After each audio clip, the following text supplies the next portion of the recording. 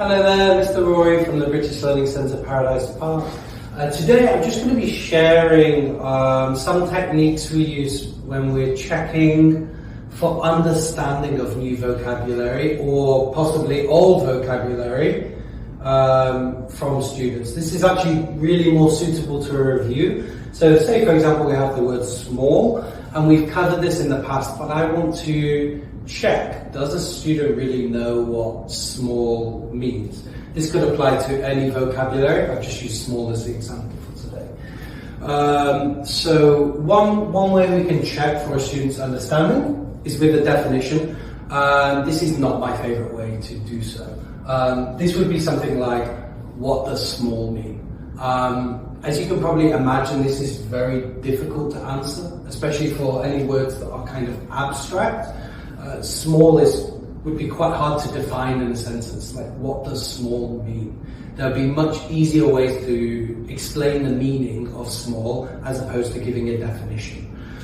For example, you could say a synonym, a word with the same meaning. For example, tiny, minuscule.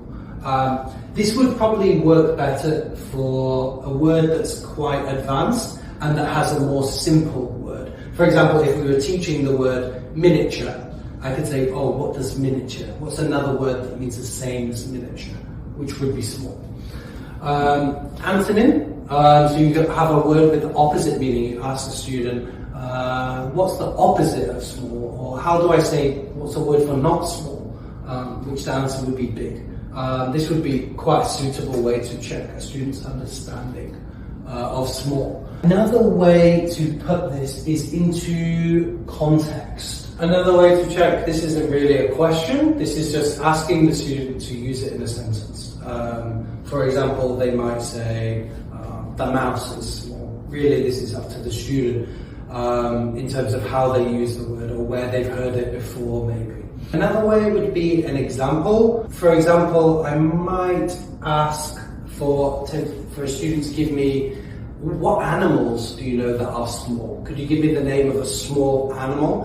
And this is a really good way to clarify, do they actually understand the meaning of it? Because if they say an answer that's odd, then you will know that they don't have a clear understanding of that vocabulary. And then this or that is a very simple way to check for meaning. Is, for example, I have two dice here, and I just say, which one is small? This one or that one? Which one? And then I can even do this with a student pointing at it simply and just choosing which one is small.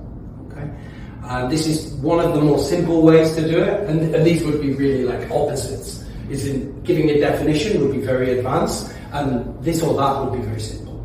Okay.